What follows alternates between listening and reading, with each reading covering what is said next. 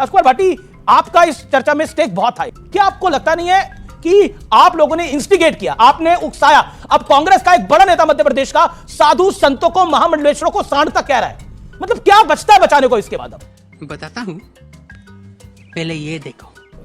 एक तो सुधांशु त्रिवेदी जी ने रामजी लाल सुमन जी के बयान का जिक्र किया, कहा कि उन्होंने ये कहा कि सारे मुसलमान औरंगजेब की औलाद हैं। किस बीजेपी के नेता ने बोला? रामजी लाल सुमन ने जी सदन के अंदर ये बोला कि अगर मुसलमान बाबर की औलाद हैं, अगर कुछ छोड़ गए, आधा सच बोलना झूठ बोलने से भी ज्यादा खतरनाक होता है।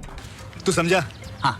इनके लोग क्या करते हैं, मैं इनके दो सर्वोच्च नेताओं के बयान आपको बताता हूं। मोदी जी कह रहे हैं मेरा घर मुसलमानों के बीच में था, ईद पर हमारे घर मुसलमानों के घरों से खाना आता था, हमारे घर में खाना नहीं बनता था ईद के दिन। मोदी जी कह रहे हैं। योगी जी कह रहे हैं 100 मुसलमानों के बीच में भी अगर 50 हिंदू रहते हो तो वो सुरक्षित नहीं है। अब मुझे सुधांशु भाई ये बता दें, मोदी जी का बयान सही है कि मुसलमानों के घर से उनके घर ईद पे खाना आता था, उनका चूल्हा ही नहीं जलता था, मुसलमानों के बीच में सुरक्षित थे, कोई खतरा नहीं था। और अभी तो रुको, क्लाइमैक्स अभी बाकी है। जब मोदी जी बच्चे थे तो तब तक मुसलमानों को इतना सर पे नहीं चढ़ाया था। ओहो, और वो तब तक नहीं था। हमने कहा जब मोदी जी मगरमच्छ पकड़ते थे तब मुसलमान डरे हुए थे।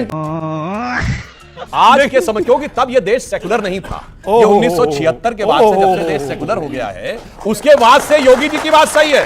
वरना मैं ईमानदारी से एक बात कहता हूं, एक बात भूल गए, जब देश आजाद भी नहीं था, आजादी 2014 में मिली है, तब हिमालय में बर्फ भी नहीं पड़ती थी, हिंद महासागर में पानी भी नहीं था और हवा तो चलती ही नहीं थी। अच्छा, धूप भी नहीं निकलती थी।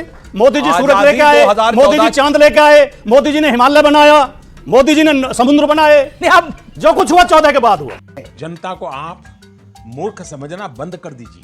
इस प्रकार की बचकाना बातें किसी के गले नहीं उतरती।